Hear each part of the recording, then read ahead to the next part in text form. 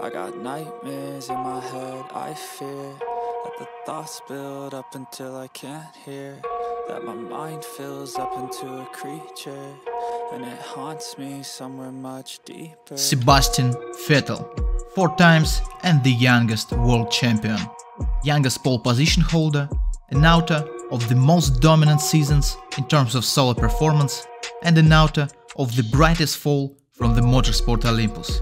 But what matters most, Sebastian Vettel has a unique driving style, which predetermined and influenced his career path. And we will break it down today. Let's go! I got nightmares in my head, I fear that the thoughts build up until I can't hear, that my mind fills up into a creature, and it haunts me somewhere much deeper.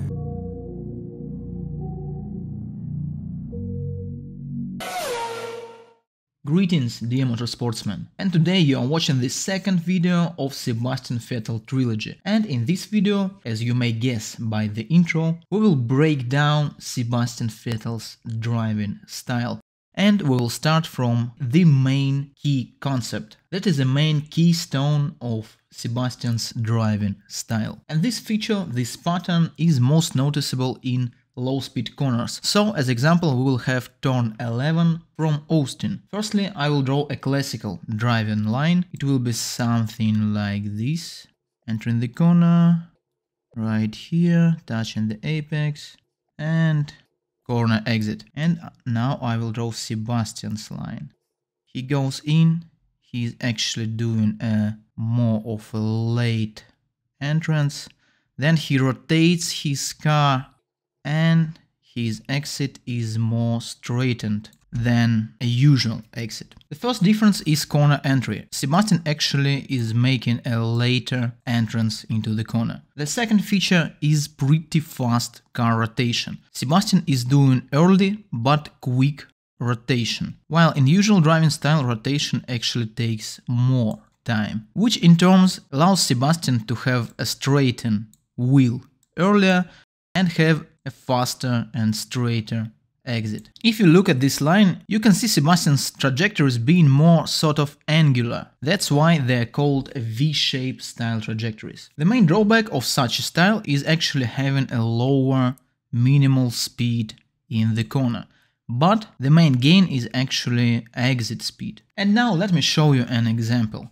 It is this exact turn 11 in Austin. We're on board with Sebastian, 2012 if I'm right. And we see Sebastian starts braking. Actually it is a pretty late braking down here. Then we go further, and here's the main thing. We see how wide is his trajectory on the entrance. The regular driving line here is somewhere like this. We can see it through those rubber prints on the asphalt. From this angle it actually looks like Sebastian is missing the rubber completely and that he would simply not make the corner. But here comes pretty fast rotation, aggressive input on the wheel, and we see his apex is actually quite late and his exit is way more straightened. Now for better understanding, let's look at direct comparison of Sebastian Vettel and Kimi Räikkönen, plus we will have a chance to listen to those brilliant F1 engines from previous eras. So they approach the corner, and Kimi is braking earlier. He brakes here, while Sebastian will brake later on. They brake, and we see difference in lines actually. Sebastian is again more towards the outside on entrance, while Kimi is more towards the inside, yes? We go on, we see Sebastian being more aggressive with his steering wheel once again.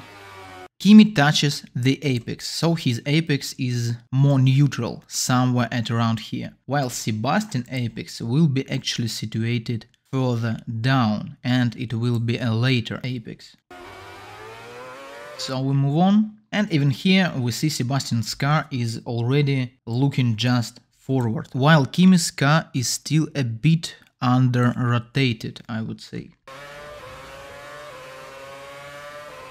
So we have seen all the features that I was talking about.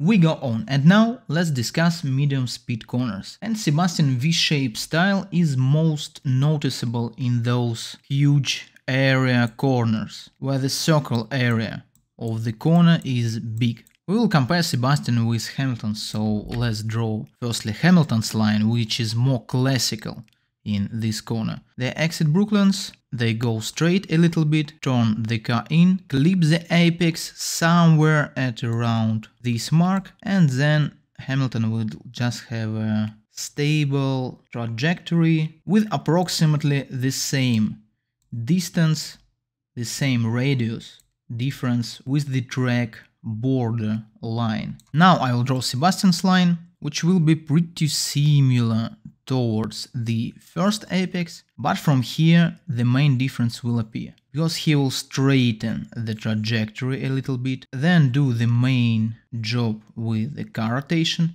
and then actually try to hit the second apex, moving towards the exit of the corner. So Sebastian will actually have two apexes, here and here, and this tendency towards V-shaping trajectory is pretty noticeable here. Let's have a look on the onboard. Hamilton, Vettel, it is British GP 2020.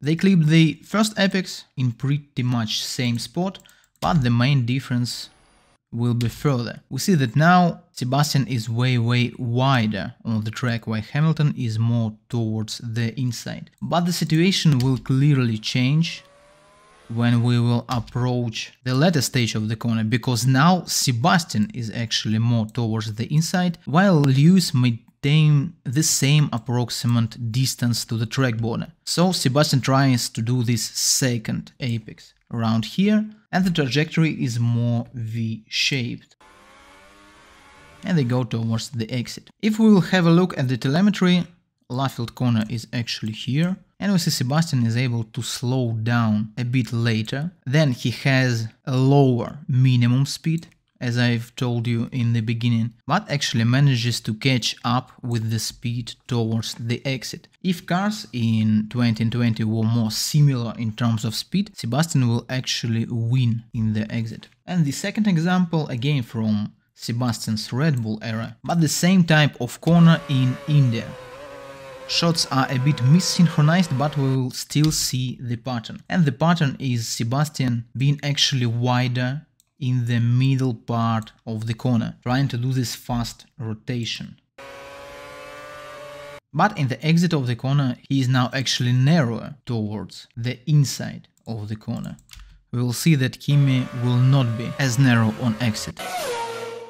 And finally, let's briefly touch fast corners, and actually in fast corners you can track this pattern. Moreover, generally fast corners like early entry more than a late entry. So, by extension, drivers with tendency to early entrances actually do better than drivers with tendency to later entrances, like Sebastian Vettel. And for example, in Red Bull era, Mark Webber was actually usually faster in those high-speed corners than Sebastian Vettel.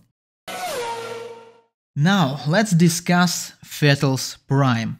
As I told you in the first video, Red Bull car of those years was like tailor-made for Sebastian. Or maybe it goes the other way around, and Sebastian Vettel's driving style was just formed by this specific car. And to understand better what's going on, let's return to our first picture to understand what Vettel's driving style actually demands from the car. If we talk about braking, then Sebastian is able to actually brake later than this classical style, because he turns the car later, so he can just move everything a bit further down. Then he goes off the brakes, he starts rotation, and he is able to rotate quicker than a regular driving style car. And then Sebastian actually has a more straightened exit than a regular car. So we can see that Sebastian actually has a double shortcut. He can win on the late braking, and he can also win on the exit. But nothing goes without payment, and the main price for Sebastian and his car is actually this part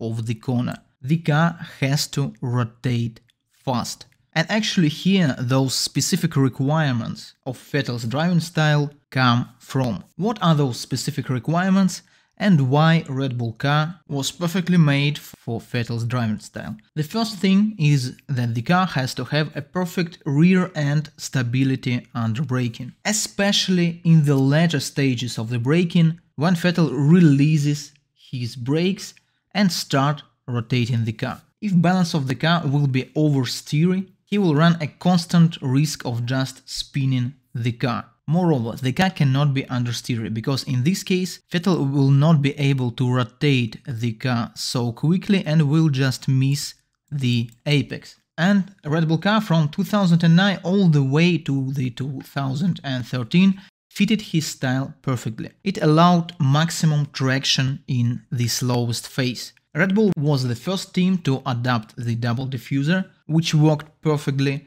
Also, they invented the blown diffuser, and all those innovations provided Red Bull with superior mechanical grip. And that middle phase of the corner was a place where the car was shining. Vettel even had a special trick of using that blown diffuser. During this middle stage of the turn, he always left his throttle opened for just maybe 1%. It let it to keep the exhaust flowing into that blown diffuser, providing Sebastian with more grip. In 2014, turbo era arrived and everything started falling apart. First of all, rear axle stability under the braking was lost. Second thing, blown diffuser and the special feature were gone. And as a result, Red Bull's mechanical grip was not so dominant. The third thing, Red Bull actually lost 20% of its front wing downforce, moving from 2013 to 2014. And Vettel could actually feel this loss, unlike Daniel Ricciardo, who just entered the team. All these factors resulted in car actually having less rotation ability, and especially lesser early rotation ability. Because as you remember from Daniel Ricciardo's driving style breakdown, he likes late rotation of the car, and it is the main difference between Sebastian's and Daniel's driving styles. But then famous transfer to Ferrari, and Vettel actually looked good again. Some of you may say that it has something to do with his teammate, but shame on you, let's try to think a bit deeper. Ferrari were actually able to build a car that suited Sebastian's driving style. And both the narrow rule set from 2015 to 2016 and the wide rule set 2017 and 18 actually suited Sebastian's driving style. Ferrari tried to build a team around Vettel, and the whole concept of the car should at least suit his driving style. But problems actually occurred in the middle of 2018. Sebastian started spinning everywhere and all over the places. And we can actually divide Sebastian spins in two main categories: solo spins and spins as a result of contact. And for now we just exclude this second part, and 95% of those remaining solo spins actually appear on the later phase of the braking or on just opening the throttle. So basically 95% of Sebastian spins occurred in this exact area where Sebastian has a special demands from the car. For example, let's break down his Monza 2019 spin in Ascari corner. He approaches the Ascari and we actually see the car is already spinning. The rear end is already starting to overtake the front end, a clear oversteer which occurred even before Sebastian's front axle started to touch the curb. And it is the exact point of later phase of the braking, where drivers go off the pedal and turn the wheel in. And then we see the car is completely gone. But why all those spins actually started happening? And everything got a bit more clear when Charles Leclerc arrived into the team. As we have already discussed with you in Charles Leclerc driving style breakdown, Charles is a master of weight distribution, a master of controlling this longitudinal balance between front and rear axle, which provide Charles with perfect stability in this exact area where Sebastian faces problems. So Sebastian's weak area is actually Charles's strong area. Moreover, this feature is actually connected with Ferrari's engine trait. Ferrari engine has the highest torque. The turbo spins faster, providing drivers with exceptional torque in the beginning of acceleration. But also, it provides a constant oversteer threat, which Charles was able to overcome due to his driving style, and Vettel was not able to overcome. Even current lineup in this new generation of cars has problems with spinning the car in the middle of the corner. So in some ways, we may actually say that Ferrari engine made Ferrari an anti-Vettel car.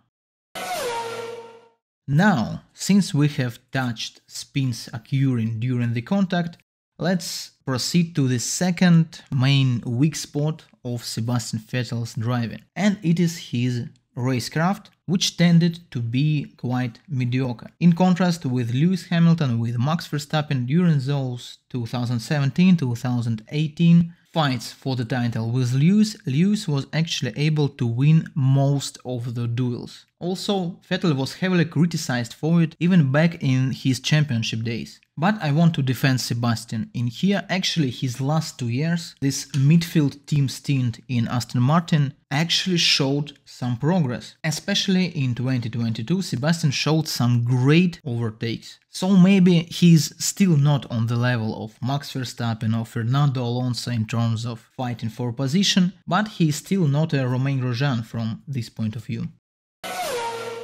Sebastian Vettel actually faced a late rise. He shined in Aston Martin once again, and let's try to find out why it happened. As we all remember, 2021 Aston Martin car was pretty similar to Mercedes, let's put it in these words. And Mercedes from previous era was actually famous for its neutral balance and its setup variety. Each and every driver who tried this car was able to find a setup that suited him, and it's no surprise that Vettel could actually utilize this neutral balance, this easy to set up car, find some setups that worked for him and squeeze the maximum out of the car. And Vettel may actually be proud of his 2022 year, because from first glance those new cars shouldn't fit his style. The cars were understeery. Moreover, now they had even lesser front wing downforce. And finally, they had that ground effect which may disturb the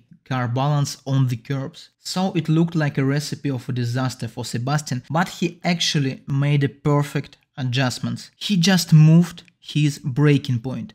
He started braking earlier, that allowed him to start rotate the car earlier, and he managed to actually find his rhythm quite quickly. So he adjusted the places that needed the adjustment and didn't touch those parts that already worked perfectly for him. Now, the last but not least, wet driving in rain conditions. And my most skillful viewers may actually know that V-shaped trajectories should suit rain perfectly. And Sebastian Vettel was actually pretty good in the rain in the first stage of his career. But the skill sort of disappeared in turbo era. And I guess the main reason is just overall unhappiness with the new cars. The fact that he was unable to find this 100% contact with the car, it means that he was just not so confident to push to the maximum under the rain. In fact, Vettel even started to dislike those rain conditions. He was always voting for the red flags. He was one of the most vocal drivers who just didn't want to race under the rain. But again, we can see this tendency only from 2015, 2016, somewhere at around that period. And concluding this rain topic and concluding the video, let's break down this fateful crash from Hungaroring 2017, which divided Vettel's career on before and after. So it starts raining, but the drivers are still on slick. They should be extremely careful. At this exact time, Lewis Hamilton is on ultra softs and is pacing 1.5 or 2 seconds faster than everyone else, so Sebastian is under huge pressure. So let's look. He enters the corner, and here we see that firstly actually understeer appears. Again, this middle section of the corner. I guess this wheel got a little bit locked, which we can't see on camera, but situation can still be saved. It is still possible to remain on the track. Yes, you will widen the trajectory, you will lose some time, but you will stay on the track. But look what happens next. All of a sudden, quick oversteer appears. I guess that Sebastian was just too hard on the throttle. Otherwise, I do not see how car can go such quickly from understeer to oversteer. And the oversteer is huge. And maybe, if it was not this corner, if this barrier was not so close, if not a gravel trap down here, he could just go off the track and rejoin later on. But it happened in this exact corner, so Sebastian finds himself in a barrier, and his whole career started downfalling from that point. So guys, this is it. I hope you liked this breakdown. Please like this video, subscribe to the channel, show some love and support to Sebastian Vettel. We are in the middle of Sebastian Vettel month on my channel, I guess we can call it. 3 videos in a row, the trilogy, and it will be finished on the next Wednesday. In the podcast form, like the previous video, we will discuss the second stage of Sebastian's career, how people's attitude towards him change, and so on and so forth. Remember that I present my videos in Premiere format, so just mark each Wednesday in your calendar and try to attend the premieres. The notification bell will also help with it. It's all for now. Set and go. I got nightmares in my head, I fear that the thoughts build up until I can't hear, that my mind fills up into a creature, and it haunts me somewhere much deeper. Anxiety, filling up every space, no privacy. And silently, it could build and build until you finally see, whoa, it's taking over, damn no closure, moving closer. No exposure, I just wanna be a loner. Some can't stay sober, looking over all their shoulders, like moving boulders just to get out of the home. It sucks, I've had enough, I don't wanna feel the stuck under the rug, all my problems that I shove. I got nightmares in my head, I fear that the thoughts build up until I can't hear, that my mind fills up into a creature, and it haunts me somewhere much deeper.